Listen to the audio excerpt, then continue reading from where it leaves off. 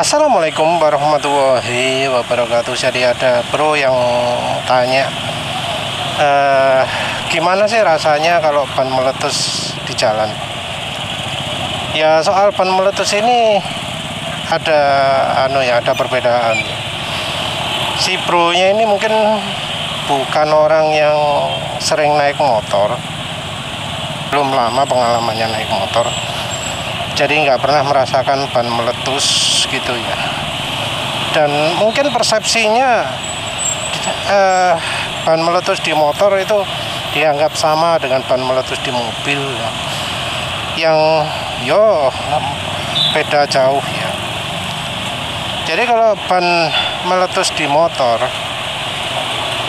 itu rasanya sangat jarang terjadi.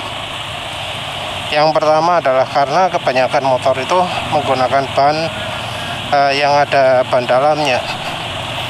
Kalau ban mobil kan langsung kebanyakan. Jadi ban mobil itu kan kebanyakan tubeless. Yang enggak tubeless itu biasanya istimewa, ada kasus tertentu, tapi biasanya kan kebanyakan ban mobil itu kan tubeless.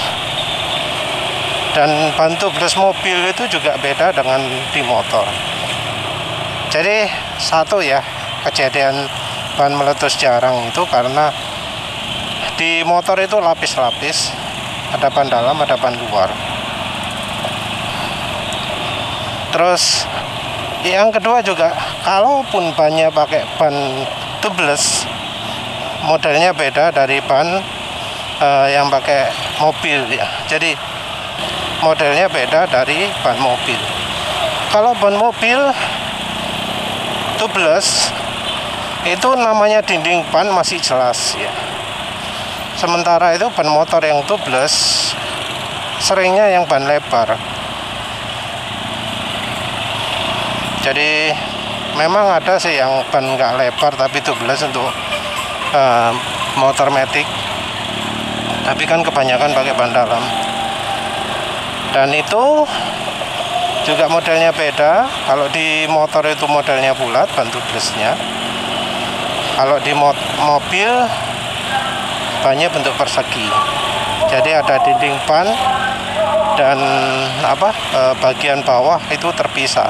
Sementara kalau di motor, terutama motor matic atau ya motor lagi juga nggak begitu kelihatan bedanya. Sidewall ya istilahnya ya. Sidewallnya motor matic yang tubeless itu lebih kuat ya daripada sidewallnya kalau di mobil. Penyebab ban meletus kalau di mobil itu terutama karena mobilnya bawa beban atau kecepatan tinggi, terus tekanan bannya kurang. Yang bikin meletus adalah karena dinding ban ini jadi sering nekuk-nekuk karena tekanan ban yang terlalu rendah. Karena sering nekuk-nekuk jadi mudah meletus. Jadi ya meletusnya karena dinding bannya sering ketekuk-tekuk ya. Akhirnya menimbulkan panas. Akhirnya lemah. Tambah gerimpis, akhirnya meletus. Jadi kalau kita lihat kasus meletusnya ban mobil, sidewallnya ya yang pecah. Kalau kejadiannya sendiri ya, penulis ya pernah beberapa kali lihat videonya, pernah juga lihat di jalan, langsung drop. Kalau itu mobil 4 roda, itu langsung ambles ya bagian yang meletus.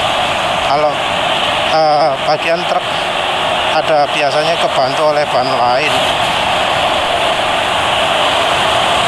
Kalau di motor yang menyebabkan ban meletus itu ya faktor eksternal ya, dari paku, biasanya paku yang cukup besar atau logam lain atau ya macam-macam sih. Tapi yang jelas untuk bisa bikin ban motor itu meletus butuh ya sesuatu yang jauh lebih kuat.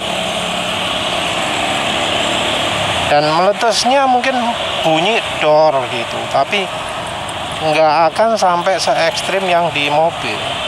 Jadi kalau di mobil tuh dor langsung kayak ada hilang kendali.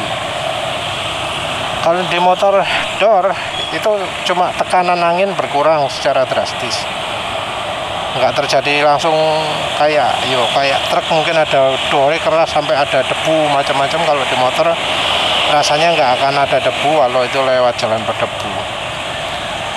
Cuma tekanan angin berkurang secara drastis, mungkin 1 atau 2 detik langsung hilang. Apakah bahaya? Rasanya lebih bahaya kalau mobil ya. Jadi kalau di mobil nggak hati-hati bisa sampai munting terbalik juga. Jadi kalau ban meletus gitu yang lebih aman kalau bisa lurus. Kalau mengurangi kecepatan juga jangan mendadak, harus hati-hati, pelan-pelan. Jadi kalau ada meletus gitu, yang perlu diperhatikan adalah tidak melakukan manuver mendadak baik ngerem ataupun belok. Ini juga berlaku di motor, berlaku di mobil ya, menurut penulis gitu. Jadi melakukan perlambatan ya, kalau bisa sesantai-santainya lah. Kalau memang masih harus tetap melakukan perlambatan, karena ya jaga-jaga yang di depan itu terus berhenti mendadak. Dan ya kalau berhenti mendadak ya bisa dipastikan hilang kendali. Di motor juga sama, kalau bisa jangan sampai melakukan manuver terlalu berlebihan. Cuma kalau di motor ada beda. Kalau ban depan yang meletus itu berbahaya ya, karena otomatis ban depan nggak ada grip. Kalau nggak hati-hati, kalau misalnya pas lagi dibelokan gitu bisa jatuh. Jadi ya mau nggak mau kalau sudah ban meletus itu jangan belok tajam-tajam sedikit. Apalagi karena kalau sudah kena velg ya, velg itu gak ada gripe, dibanding ban jauh sekali.